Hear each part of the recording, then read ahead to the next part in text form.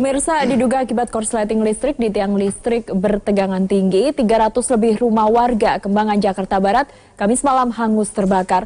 Meski tenda darurat sudah dipersiapkan, namun para korban mengaku masih membutuhkan bantuan logistik lainnya.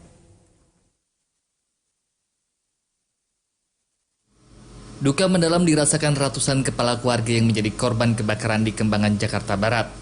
Mereka mengais di puing-puing sisa bangunan rumahnya yang telah rata dengan tanah, berharap ada harta benda yang masih bisa digunakan.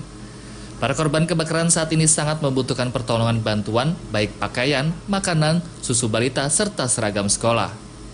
Nyari celengan nih kebakar. Kebakaran kemarin ada bisa diselamatkan? Enggak ada.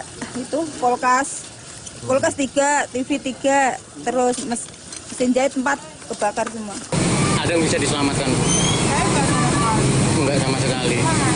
Jadi untuk ketiban kayu. Oh itu. Dari atas. Oh jadi cedera ibu ketiban kayu ini. Iya, ketiban kayu. Sementara itu, saat mengunjungi korban kebakaran, Gubernur DKI Jakarta Anies Baswedan berjanji akan membantu semua kebutuhan yang diperlukan korban kebakaran.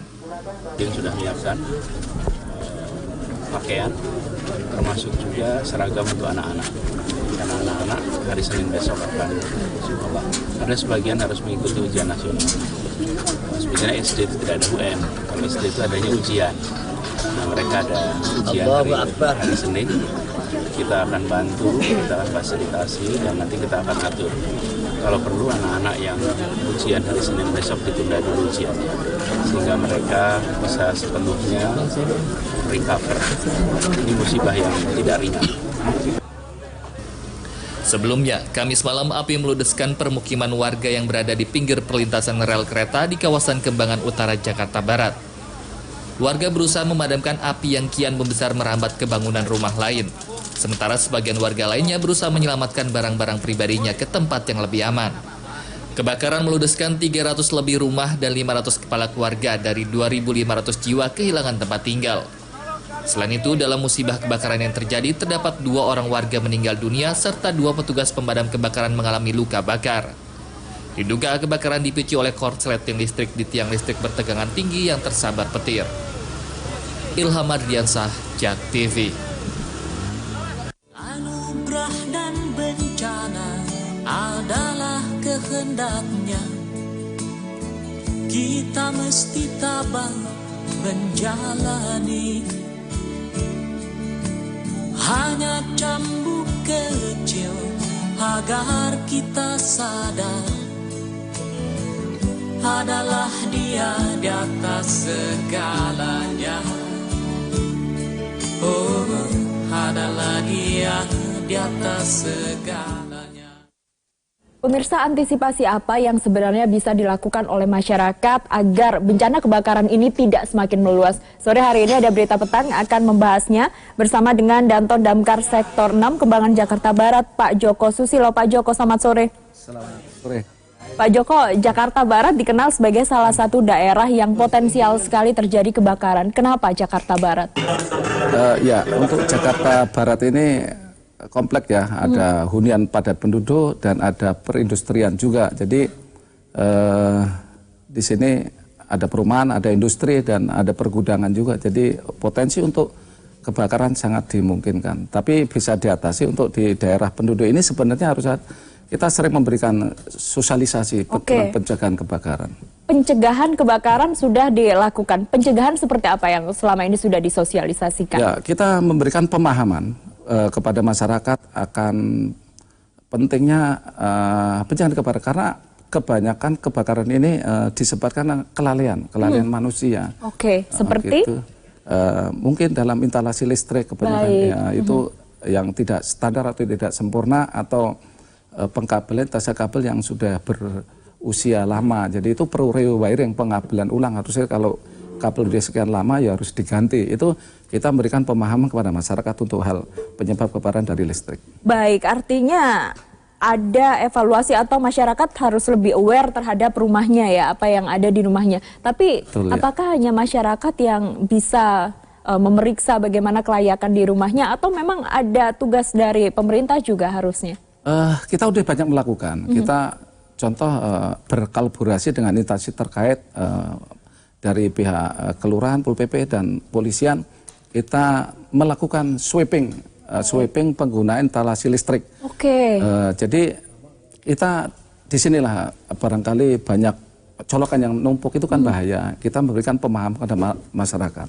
Baik, colokan yang menumpuk ini sepele sekali, tapi banyak sekali terjadi, tidak hanya di perumahan, di tempat tinggal, mungkin di hotel, ketika menginap di hotel juga pakai colokan yang bertumpuk-tumpuk. Betul. Bahayanya seperti apa? Hal sepele yang sering terjadi di lingkungan kita, pemirsa. Karena terjadi penumpukan arus panas di situ. Jadi apalagi yang instalasi listriknya yang masang tidak mempunyai sertifikasi, yaitu sangat berbahaya karena standar pengkabelan juga perlu di situ. Baik, bicara soal standar pengkabelan yang paling sederhana dan sering dilakukan dimanapun, ini ada colokan satu, ada yang dicolokin lagi, ada banyak lagi. Ya. Itu apakah juga berbahaya? Sangat berbahaya. Okay. Kalau dulu kita dengan letter T gitu, kalau sekarang kan manjang. Colokan ada 3 atau 4 colokan. Kalau bisa jangan, katakan ada 3, harus jangan 3-3-nya dicolok semua. Harus dikosongkan 1 untuk memberikan hawa. Jadi penumpukan arus panjang itu jangan tertumpuk di situ. Hal sepele ini salah satu yang sering saya lakukan juga, Pak Joko, dan ternyata sangat berbahaya, mungkin juga dilakukan oleh pemirsa di rumah. Artinya harus lebih peduli terhadap hal-hal yang ada di sekitar. Pemirsa, nanti Anda bisa berpartisipasi bersama kami melalui telepon interaktif di 0215155111. Pak Joko, selain instalasi atau pengkabelan yang tidak tepat, apalagi potensi kebakaran yang terjadi di pemukiman penduduk? Ya, karena gini ya, pengetahuan masyarakat atau kesibukan barangkali masyarakat itu, contoh sepele, barangkali dispenser ya, dispenser itu juga mungkin masih tetap nyolok tapi airnya kosong, itu juga penyebab menimbulkan jadi kebakaran juga. Itu contoh kecil aja.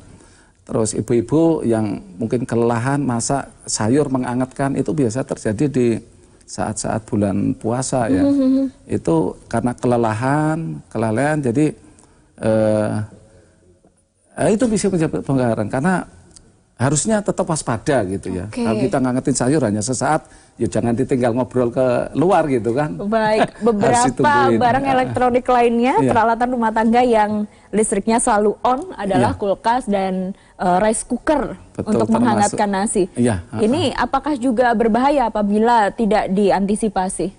Sangat berbahaya. Contoh charger HP listrik yang tidak dipakai dan tetap nyolok, itu juga berbahaya juga walaupun tidak ada beban. Seharusnya jangan menyolokkan listrik, atau katakanlah kita sedang pergi belanja atau pergi ke mall gitu. Di kasus yang ini harusnya off semua, dan termasuk selain tadi listrik dan ini kompor gas, itu juga penyebab kebakaran juga.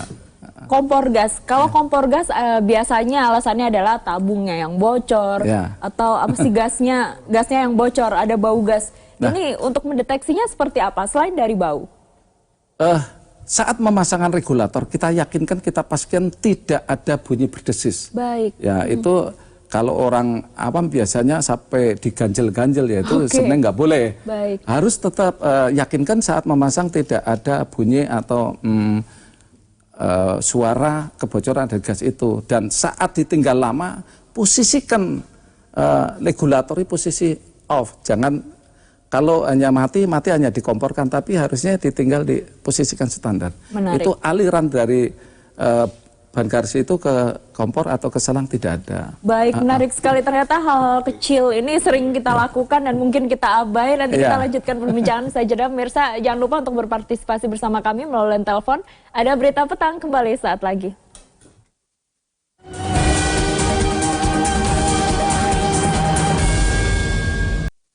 Pemirsa, untuk mengetahui kondisi di lokasi kebakaran, telah ada Reva Fardani langsung dari lokasi. Silahkan Reva.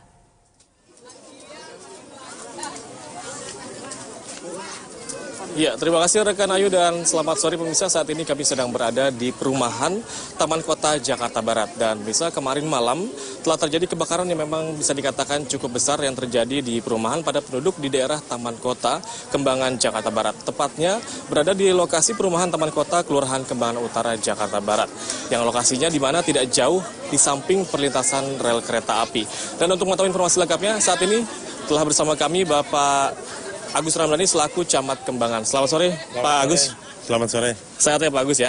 Baik, Pak Agus bisa diceritakan kepada kami kira-kira kronologi dari kejadian ini seperti apa? Ya. Baik, kejadian kebakaran ini terjadi pukul kurang lebih 18.30. Menghanguskan kurang lebih 300 bangunan. Dari 300 bangunan ada sekitar 500 kepala keluarga dan 2.500 jiwa. Yang tentunya ini harus segera kita tanggulangi bersama. Dan tempatnya ini berada di RT berapa dan RW berapa begitu? Lokasi ini di RT 16 RW 05, Kelurahan Kembangan Utara.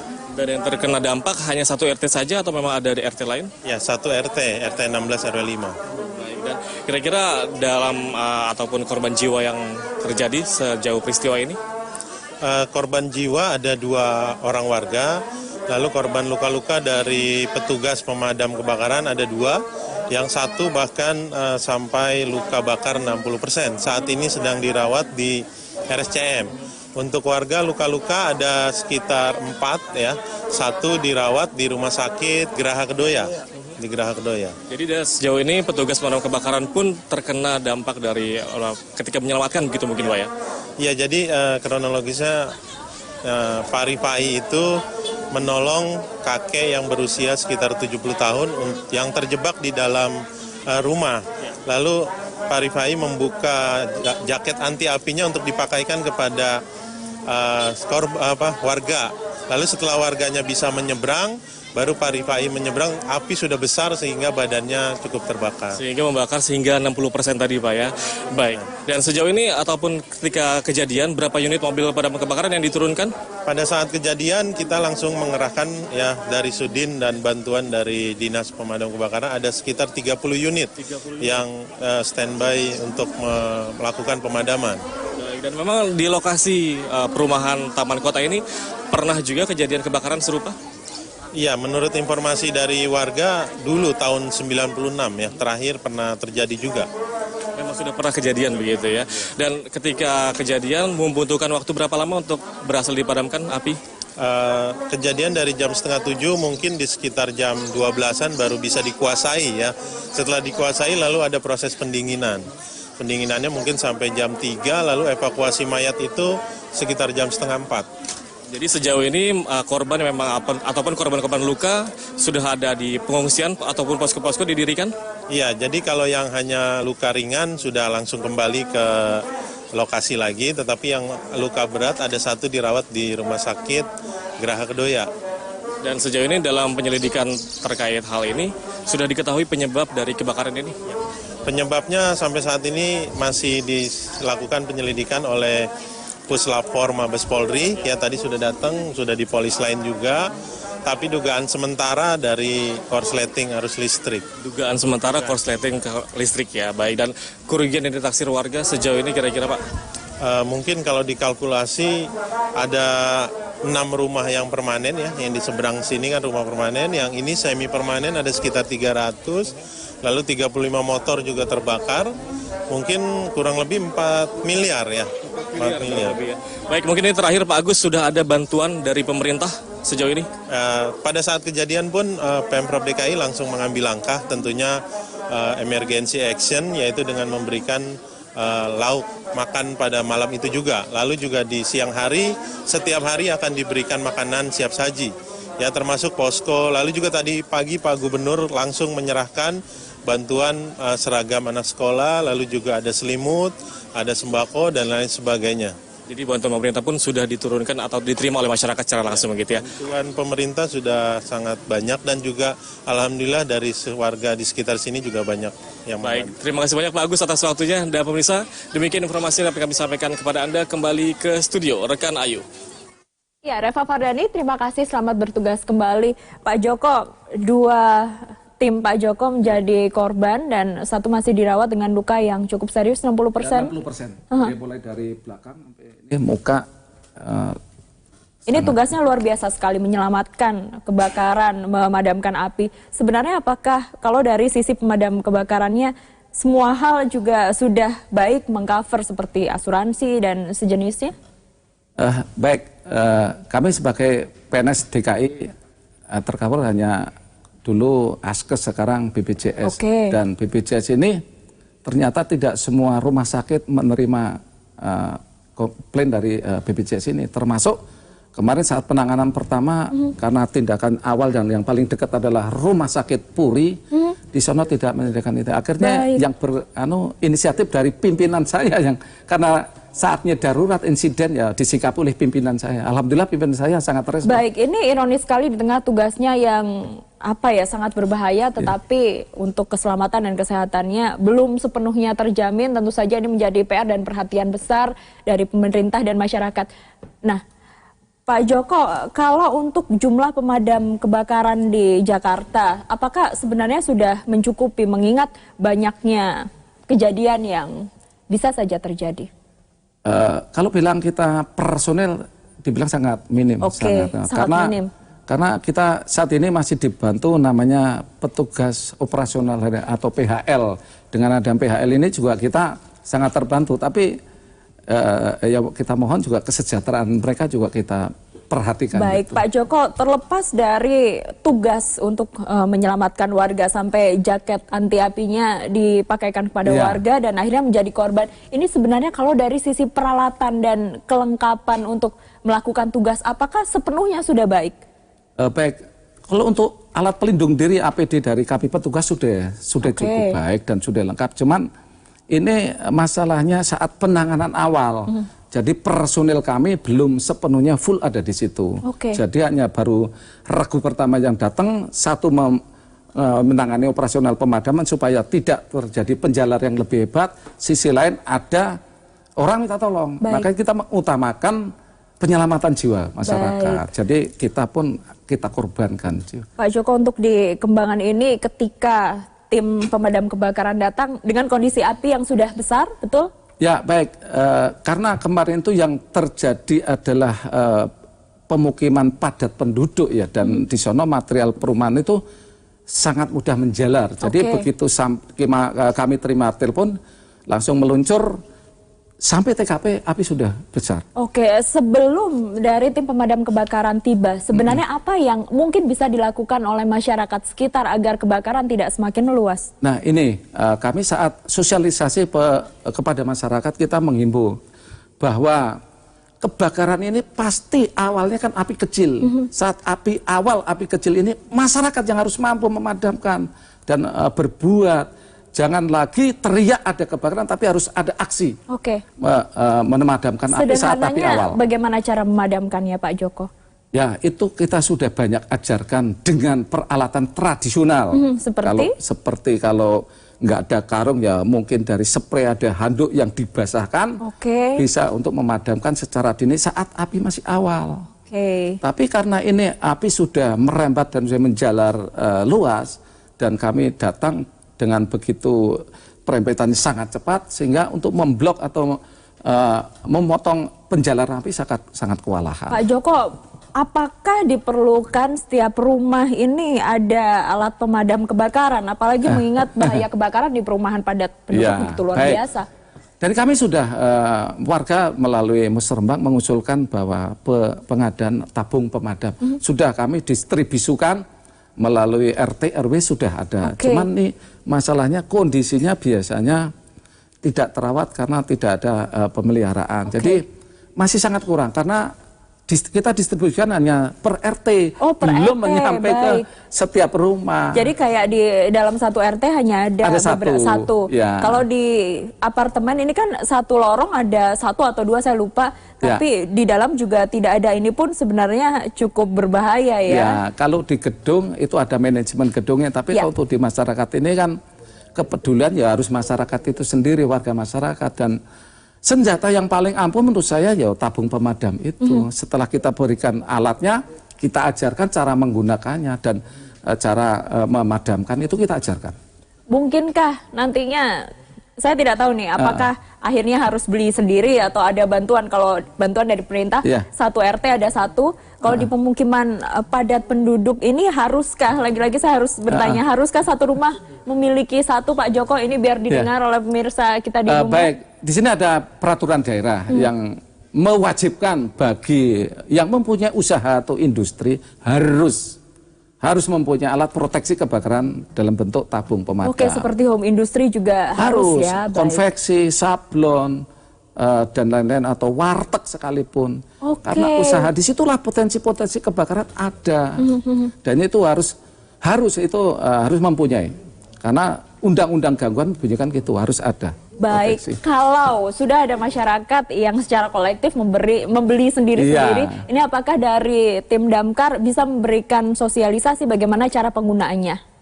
Bisa, kami emang turun ke masyarakat tingkat RW, kita akan memberikan sosialisasi tentang pencegahan. Awalnya pencegahan dulu, kita memberikan pemahaman tentang pencegahan supaya tidak terjadi kebakaran. Setelah terjadi kebakaran, kita ajarkan cara penanggulangannya dan cara penanganannya. Baik, Pak Joko, terima kasih. Ini apa yang sudah disampaikan berarti sekali agar masyarakat bisa tahu bagaimana cara mencegah dan juga menanggulangi kebakaran dini. Betul. Terima kasih Pak Joko, selamat sore. Selamat sore, salam Damkar. Salam Damkar. Pemirsa, informasi lainnya akan kami hadirkan usai jeda. Tetaplah bersama kami di Ada Berita Petang. Kembali saat lagi.